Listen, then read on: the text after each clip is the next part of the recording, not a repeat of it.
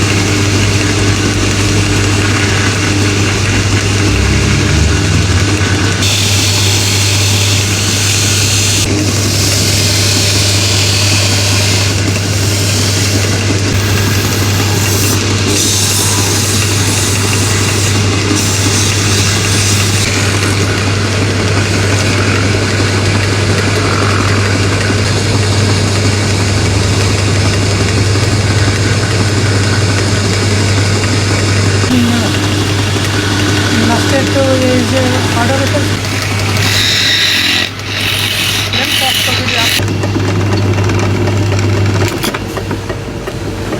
হ্যাঁ নেন ভাই পাউডারও একটু ভাই ভাবিরে বলবেন পাউডার রেখে ব্যবহার করতে। দর্শক দেখতে পাচ্ছেন ভাই ভাবি তো নেই, তাহলে কি হবে? ভাবি যতদিন না আসবে ততদিন যত্ন করে রেখে দেবেন।